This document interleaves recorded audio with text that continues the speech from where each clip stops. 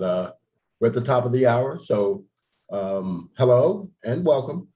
My name is Andre Dotson. I'm a member of the Faculty Affairs team here at UAGC, and I will be the host of this session. By joining us today, excuse me, you acknowledge that this session is being recorded and will be shared with TLC-related materials. Microphones will be muted for this presentation, but we encourage you to post questions and comments in the chat. Also, we have enabled live transcription. If you would like to use it, click the live transcription button at the bottom of your Zoom window. So now, without further ado, I'm pleased to introduce you to Lupita Lance and James Bond. They are both student advocates here at UAGC. Take it away, guys. Thank you. Thank you, everybody, for joining us. I apologize. I don't know why there you go. So we're the Student Advocate Helpline here at University of Arizona Global Campus.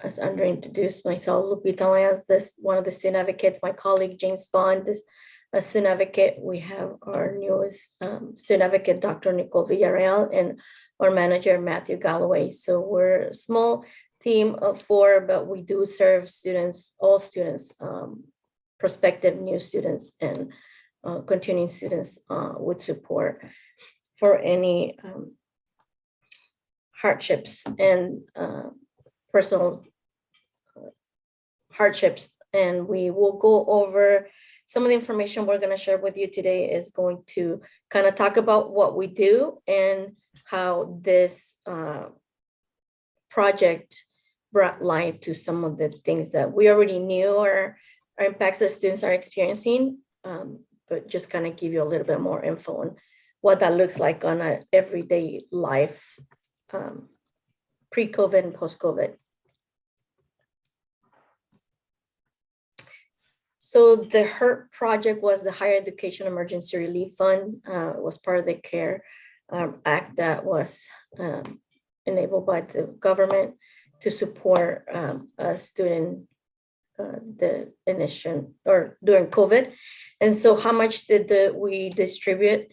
We distributed about, as you can see, almost $1.5 million in a time frame of about 9 months to over 400 students. And so James is going to talk more in more detail about our role, but just briefly, what we did was, part of the project, the project was housed specifically with the helpline for the with the intention that because we do a lot of the service and the referrals that we get is for students that have financial hardships that impact them in many different ways. And so this was a great opportunity for us to really focus on providing that financial support that otherwise we're not able to provide directly to students in other forms.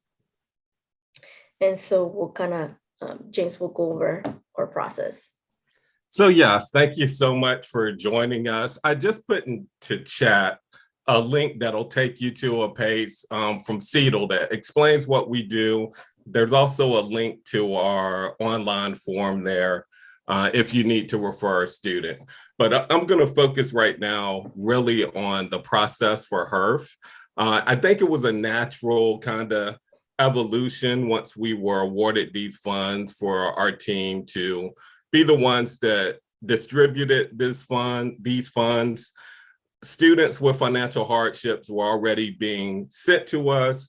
We have a relationship with some of those students as we provided resources for them before. I think the most powerful thing for me that came out of this were the amount of students that we saw that maybe would have never made it to our office. This was kind of announced. A lot of schools got this award. And so students may have heard from friends going to another institution. These funds were available and asked about them, and financial aid would send them to us. Now, the process for this, we really, a lot of times when we get money to support students, it can only be used for specific things. Since these funds went directly to the students and could be used for their discretion, we really needed to interview the student to get a good sense of what the actual need was.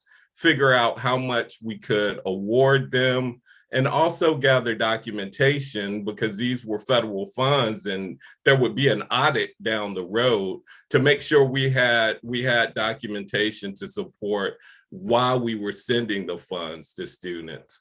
Now, this led to conversations, I know on my end, that were a lot deeper than the conversations I would normally have, because there were a lot more things that we could support, and really understanding where our students were, what the challenges were. And since we needed that documentation, I think it gave, well, I know for me, it gave me permission to really go deep and understand our students at a level that prior to this, I hadn't. And I want to be mindful when I say our students, this is a subset of our students, but I think they represent a lot of challenges that cross some of the lines of our students. And it really informed my work. I'm going to go into that a little later, but I'll let Lupita talk about her main takeaways right now. Thank you, James. And so here are some of the lessons from her and common themes that we wanted to share with all of you. As many of you might be familiar again with our the services that we provide for students.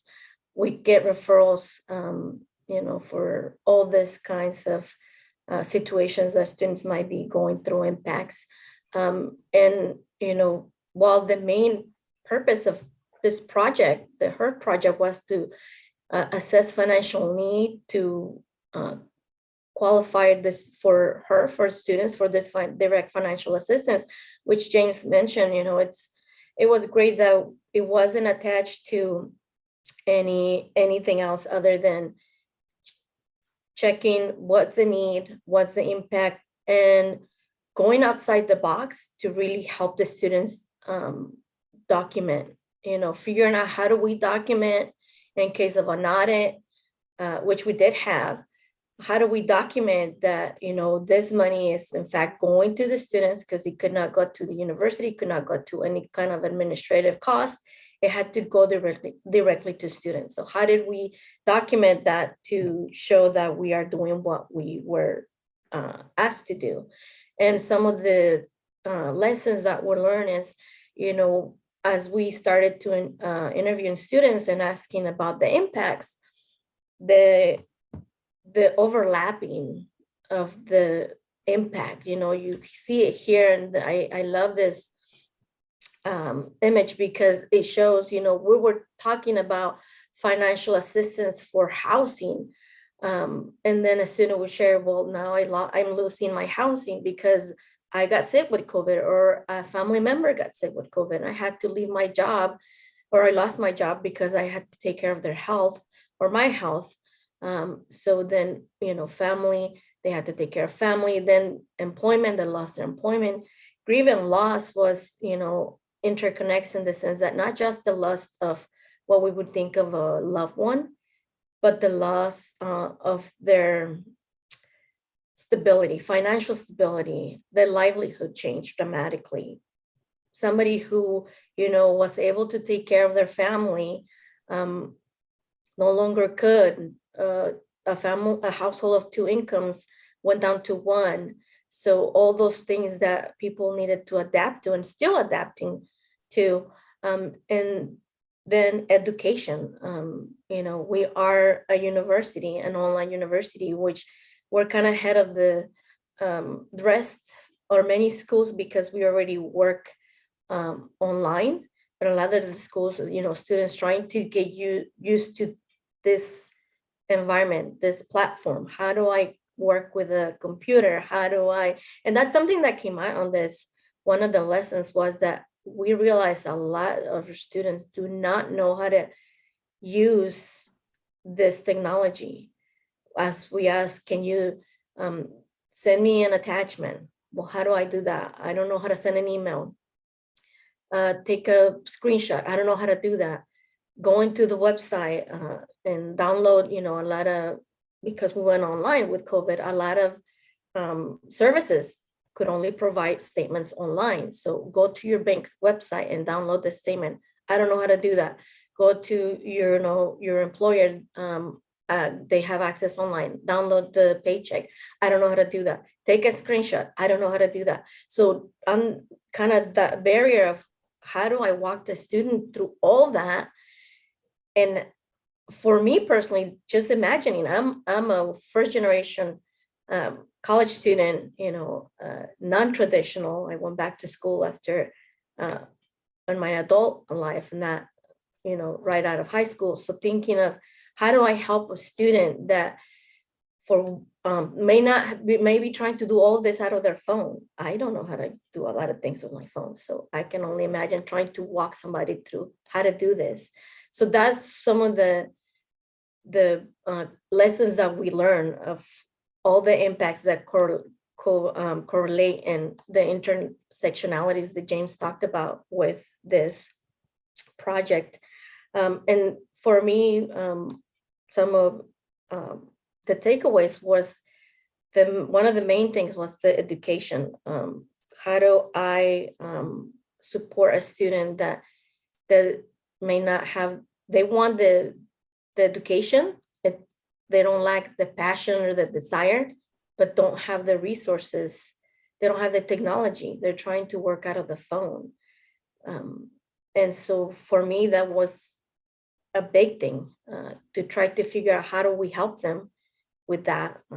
Because then, again, all of those things, like one depends on the other, and how do they choose, especially maybe because I'm a parent, that hit a core, how do I choose between education and taking care of my child, or keeping a roof over our head and still go and pursue that education, because I know that at the end that's going to bring me, better income, more better livelihood for both of us. And so that was one of the bigger things for me, I think. And so from that, we'll talk a little bit later of what we're doing about it, and share with you some of ideas of how we can all support students as part of this culture of care that we're doing. And I'll let James talk about some of his takeaways. So thank you so much, Lupita. So I had two main takeaways from these conversations. The first was really the grief and resources, or lack of resources, some of our students have. Like I've never dealt with grief on this level. So some of you who know me know, in previous roles, I've opened veteran centers at different schools, and around the holidays, we would always have certain members that were going through things with friends that they had lost, birthdays, anniversaries, but for some reason, like Thanksgiving and Christmas, it seemed to really hit them hard. And so I'm used to having conversations around grief, but the level that we saw during this time and trying to help people pay for funerals and that kind of stuff really weighed on me. And I haven't figured out, anything that I can do here, other than our regular role of finding resources for students. But the second takeaway for me really reminded me, and it's around financial literacy. Some of the conversations that I was having with students in this area, it really reminded me of a lot of my conversations with veterans in some of my centers. Like a lot of these students were one-term or two-term veterans that found the military wasn't really for them. So they're transitioning out, looking for a job. Some of the things that led them to join the military were unstable situations, challenges in the family life, that kind of stuff. And so there was never really a time for them to learn, and they didn't have anyone teaching them financial literacy. If you can imagine, like going into the military from that vantage point, your meals are taken care of, you got a place to stay. It's you can still, get credit and things, but there's kind of a floor there. that isn't the case when you get out. And so I was used to working with students around finances. I have brought in the San Diego Financial Literacy Center. And so I've done a lot of trainings in that. And as I was hearing these things, some of the biggest challenges was how much car can you really afford? Like a lot of our students had these massive car loans with huge vehicles, and they're taking out loans for their education. So what I decided to do around that is, I've partnered with some faculty. We're making workshops. We've got a couple of articles that are going up in our hub. I've talked to champs, and hopefully we'll be able to do a track along financial literacy with the mentees and mentor program. But, I'm taking what I do and trying to connect with other departments, other people. Like one thing that I talked about with the faculty about is really talking to advisors. I get a lot of students that are really into psychology or maybe another major, but just suggesting that they take business, talking with advisors about that, because it does kind of give you a baseline education in financial literacy. And so these are the types of things that I feel like I get to bring myself into my role and support our students based on something that I'm seeing that brings me closer with my colleagues. I remember our director was like, as I was explaining to her what I'm trying to do is we're setting our goals, she was like, James, it sounds like you just can't tolerate this. And actually I can't. Like, I think we all, or at least most of us in higher ed, have something that drew us here, someone that made a difference to us. And I'm sorry if you were in my last presentation, I'm going to share a story I shared over there. I started school again. I went to a community college at 30. I had done 8 years in the Army, and I felt really out of place. And I'll never forget my biology teacher. It was towards the end of the semester, and she gives me this Christmas card and asked me to wait, and talk to her after class.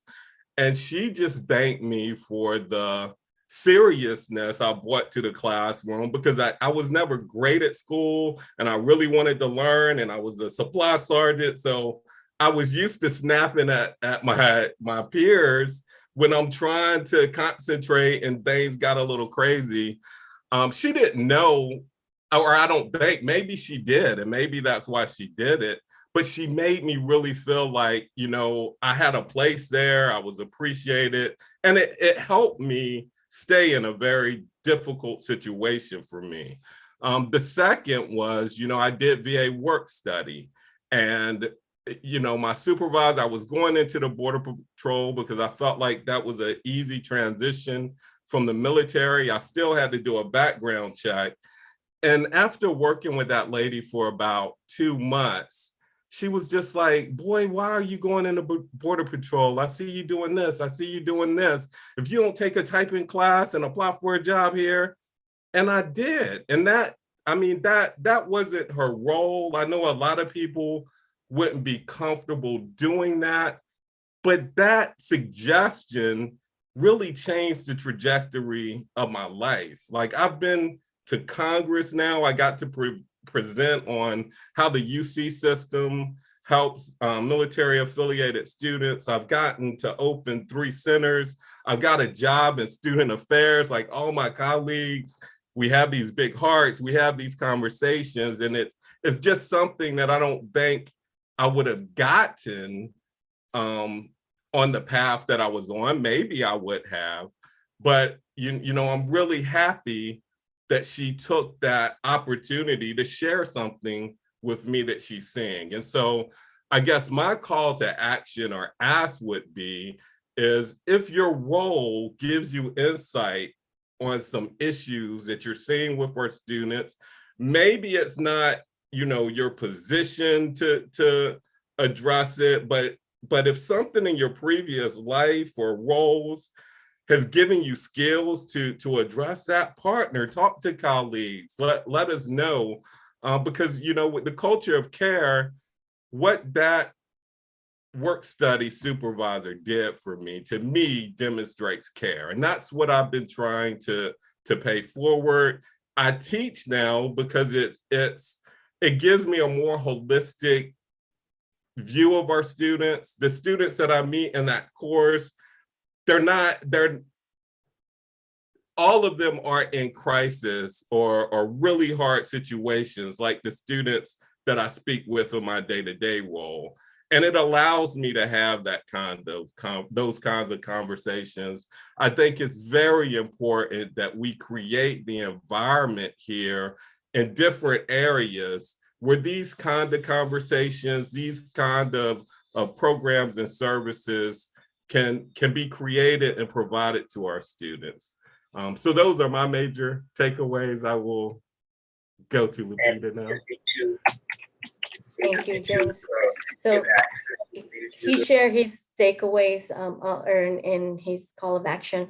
I'll just briefly make my call to action to all of you, and just a reminder of whether you're faculty, as he say, of staff. We're here, you know, in this field because I believe we care, right? We want to support students to have a better life, get an education, and be greater members of contributors to our society. And one way of supporting our students and really show that culture of care. And I'm trying to remember, I had the phrase that our president shared, now that we combine with, you know, absorb most or a lot of the staff from previously Soviet to University of Arizona Global Campus. And as we're becoming one with the University of Arizona, is together, we work better together. And so collaboration, James already started that process. I'm in the process of finalizing my workshops. And I encourage you, if you feel like it's something that interests you, it might seem very basic, but again, for me, one of the biggest takeaways and impacts, I've been doing this role for almost 6 years, and still, you know, it's hard to speak with somebody who feels overwhelmed and doesn't know, because they don't have that support that somebody the experience that somebody or may have had if this is the first time them going back to school after so many years. They don't know how to ask for help. And so if you hear a question, a lot of our students will reach out and say, can I have extra time, or I need to drop the class. Go in there with that compassionate ear. And we know a lot of people can change the truth, twist the truth. At the end of the day, we're trying to do what's best for them, and we trust that they know what's best for them too. Not going in there as the experts, because only they know exactly what all those things are going on for them that, you know, are interconnected, as I show on that previous slide. So just that gentle reminder of we're still having a lot of our students are still feeling the ripple effects of COVID, even if we feel like we're out of it. They're still trying to rebuild their lives, adapting to new financial situations. A lot of them had to move from the two different places, going back to living with family members. So it just reminded us to be gentle. I know we're coming up to the end, so I'm gonna go so we can answer some questions if there's any questions. I saw some stuff on the chat. And please, we have 2 questions there. We just kind of want to gauge if you're a faculty, staff, or student, just to kind of get an idea of who our audience is and kind of maybe connect to see how we can support you and make those connections to support our students. So if there's any questions, please.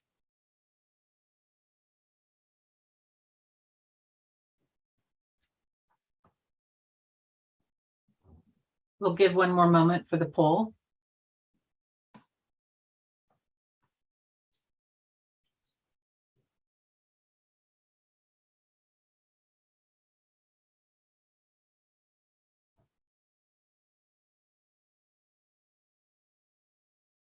conceptualize that.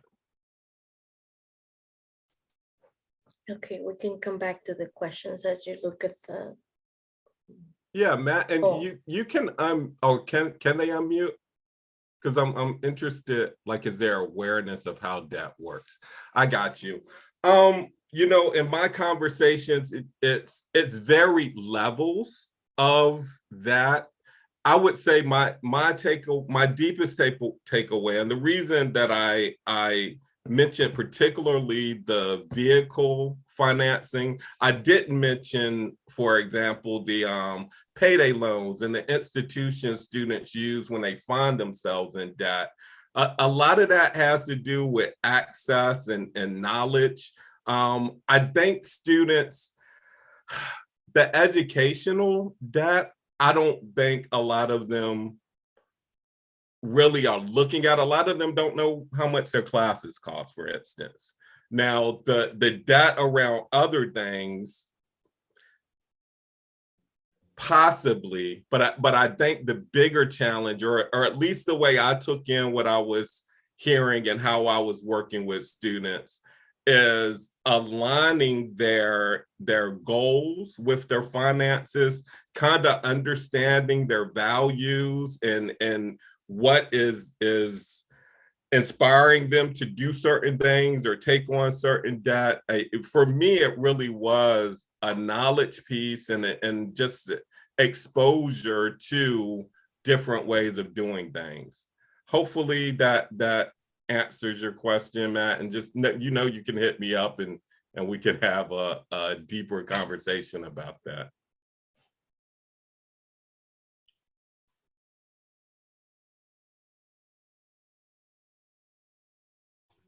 If others have questions and you'd like to come off of mute, you're welcome to do so. thank you. There was one in the chat, I was trying to open it.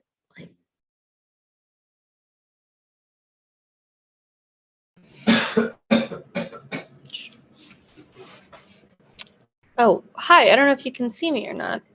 Yes, Oh, hi. Okay. hi. So I'm sorry because Zoom kept crapping out on me. So maybe you've already answered this question, but was there follow up with the students that received the funding in how they used it? Because as James was saying, they had very different requirements, each person. And I know that sometimes just a little bit of support can go a long, long way. So I was just wondering about that. We do follow up with students. I mean, some of these students, we actually prevented eviction. So there were a lot of letters and stuff coming back. Now it's only, at the time, it was only 3 of us. We worked with over 400 students. So it's not like we're funded to do severe case management with students. But the short answer to your question would be yes, there's follow-up. And once they work with us, they have our direct number and email. They can get back with us anytime they would like, when they're having hardships or just to try to help them navigate, because none of these situations are an easy fix. A lot of it is the situation they find themselves in, and there's a lot of things that have to be done, a lot of resources that have to be contacted and accessed to help with the types of situations we're dealing with. Talk a bit about the demands they face. I have one follow-up question. So hold on for 1 second. Teresa had a question that I think Lupita, did you want to answer that, or you want me to take it? I was trying to open it, but I don't know if my Okay. That's fine. I'll read it. Can you talk a bit about the demands they face that might result in a HERE request, for example, and also impacts their communication with us? How can we successfully navigate challenging conversations as well as you do? I gonna say, I leave it at your discretion, how you feel that you can handle, and it's okay to reach out for help. And I just want to clarify that the HERF project was only for 9 months. We ran out of money, so it's no longer available. We did it for 9 months, which was much more that we thought we could do. But whenever, if you hear a student sharing, hi, can I ask more time? I miss time, or I have to do, a lot of our students say, I need to do extra work hours because I need to come up for money with the rent. That's a disclosure. They might not be asking for financial assistance, but in any case, they might be looking for resources. So you can make the referral, ask them, hey, can we refer you to our helpline? Advocates can help you find resources, and then we can help them look. Sometimes, we are able to help them connect. There is a lot of assistance right now that is still going on in some areas that they can get connected with and hopefully get some more assistance. With the HER project, unfortunately, we ran out of funds, so we're not able to do that direct financial support, but we can at least connect them. Again, like James said, a lot of times it's them not knowing where to go, and there is support. So I hope that kind of answers the question. There's another question in the chat box. Can you share what the volume of students is in any given week coming to your office, both pre and post here? It's always something that we have a hard time figuring out, because we can have a day when we have 10 referrals and it might not seem like a lot, but if we think of, we talk with a student for 30 minutes and then we spend another 10-15 minutes doing research, it's a lot. And then we have our follow-ups for previous contacts, and then we have emails that come in. So it might not seem like a lot, but it really is hard to put like a number, because we tried over many years and it just fluctuates. One thing that I do want to bring up that James brought up earlier is, and I know we're over time, I appreciate those that can stay longer, is the grief and the holidays coming up. This time of the year, it's very difficult for a lot of people. So we are working on hopefully a presentation or pre-recorded session of some support that you can offer students. We might do a session for students and faculty and staff, because the next couple of months are really tough for a lot of people. And so just want to throw it out there that if you get any kind of feeling about a student, better to over refer than not. Because like James says, you might be the person that makes that difference in that student's life. And I want to go back to Teresa's question. Hopefully she's still here. It looks like she might have dropped. I really want to challenge that we get away from looking for these lists of things. So the one part of the question was some demands that the student face that might result in a HERF thing and a HERF referral and show and impact their communication. So in my life working with veterans, one thing I quickly discovered was the faculty and the staff that work best with veterans were the same ones that work best with first generation students of color, LGBTQ students. Like, it's really about seeing the person in front of you, hearing what's going on, and acting accordingly. And I shared an example in my last thing. My wife pointed out to me that I had a bias to medics. And I fought it. I would have never guessed that. But long story short, she was correct. Like, the people that got the most support from me, that I learned the most about, that I seemed to care the most about, were medics. And it was unconscious. But what I started doing is, when I found myself challenged by a student, I would pretend that they were a medic. I asked myself, there's one named Mel that I'm particularly fond of. If he was displaying this, if he was acting this way, how would I handle that?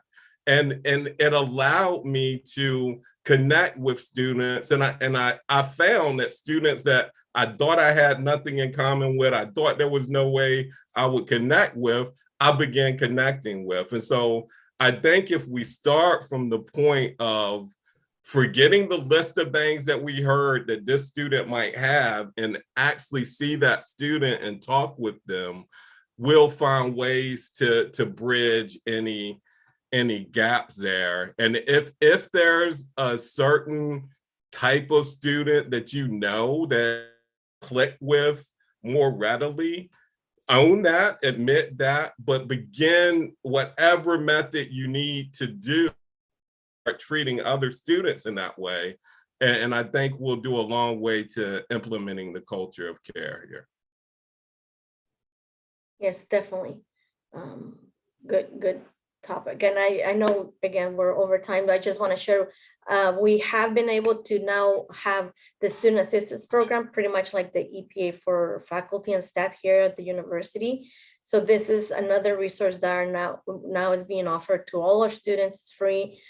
So definitely let us know if you want information on it. I think it's posted in those intro classes and on the website, but definitely if you have questions, let us know and we can, again, better that you over refer than under refer students. So we thank all of you who stayed and all of those who participated, and we'll apologize if we missed your questions. We'll go back and look at the chat and try to answer those.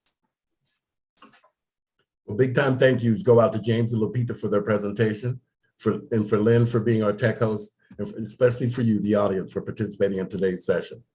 We encourage you to attend tomorrow's keynote presentation, a fireside chat with Clint Smith at 9 a.m. Pacific time. I hear it's going to be pretty good. Thank you all. Enjoy TLC.